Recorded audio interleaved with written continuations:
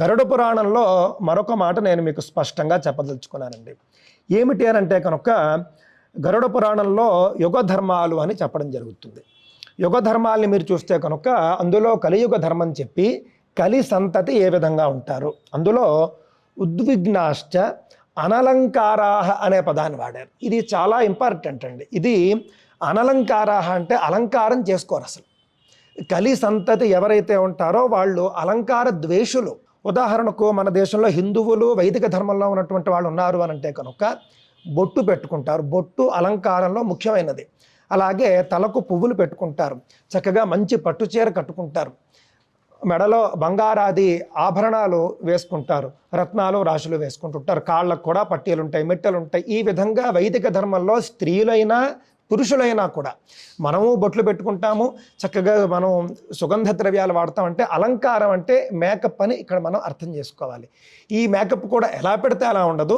వైదిక పరమైనటువంటి అలంకారాలు ఏవేవైతే ముత్తైదువులు అని అంటారు, ఆ విధంగా పువ్వులు, బొట్టు, సుగంధ ద్రవ్యాలు, పట్టు వస్త్రాలు ఇవన్నీ కూడా కలిగి ఉండడం అనేది వైదిక మతంలో, అంటే వైదికుల యొక్క లక్షణం కాగా, దేవతా లక్షణం కాగా, ఇవేవీ లేకపోవడం అనేటటువంటిది అలంకార ద్వేషులు, అలంకారం లేకుండా ఉండేవాళ్ళు కలి సంతతి అని ఇక్కడ మనకు గరుడ పురాణంలో యుగ ధర్మంలో, కలియుగ ధర్మంలో స్పష్టంగా కనిపిస్తూ ఉన్నది.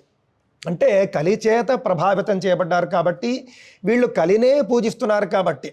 ఇప్పుడు ఉదాహరణకు మనం రాముడిని పూజించామనుకోండి, రాముడికి ఇష్టమైన పనులు చేస్తాం. అదేవిధంగా మనం ఒకవేళ శివుడిని పూజిస్తే శివుడికి ఇష్టమైనటువంటి పనులు మనం చేస్తాం.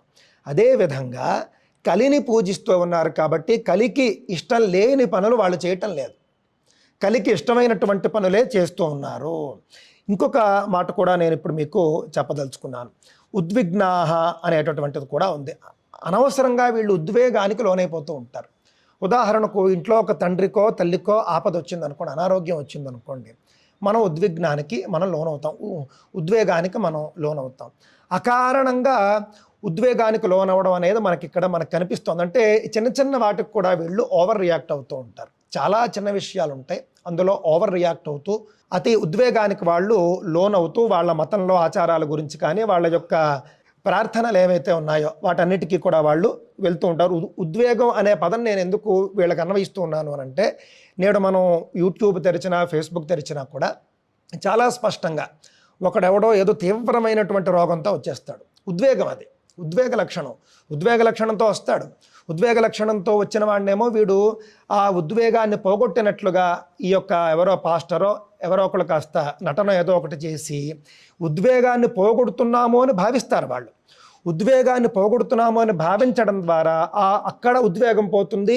ఆ సంఘటన చూసినటువంటి వేలాది మందిలో ఒక తీవ్రమైనటువంటి భావోద్వేగం వచ్చేస్తుంది. ఆహా, మా దేవుడు వచ్చాడు, చాలా అద్భుతం చేశాడు.